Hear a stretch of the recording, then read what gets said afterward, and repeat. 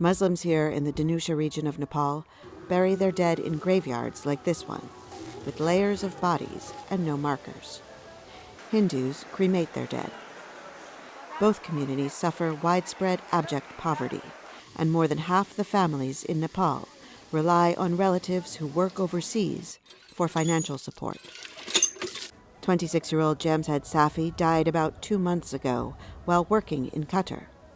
After delivering Jamshed's body home at his own expense, his brother, Sakil Safi, is preparing to go back to work in Qatar.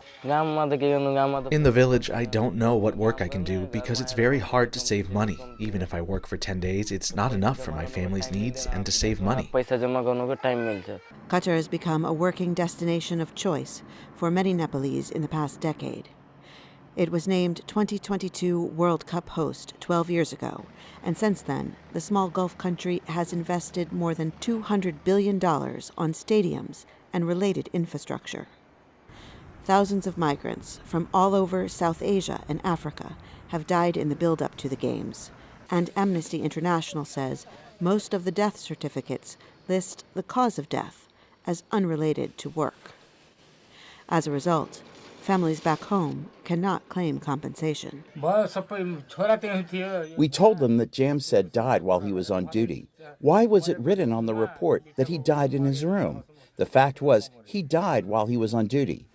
Sakil Safi, the brother, says he went to Qatari authorities to object to the documentation, but he was told an official investigation would take 2 to 3 months, and they would have to hold his brother's body for that time. He then went to his brother's employer's office. The person got so angry that he stood up and told me to go talk to the head person. He kept telling me to go and talk with the head person.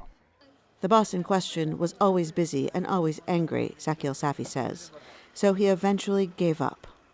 Qatar has made many labor reforms in the past 6 years, including salary minimums and a dedicated board to handle complaints. But workers say the Safi story is still not unusual. Qatari World Cup officials declined interview requests for this report. Heather Murdoch, VOA News, Danusha, Nepal.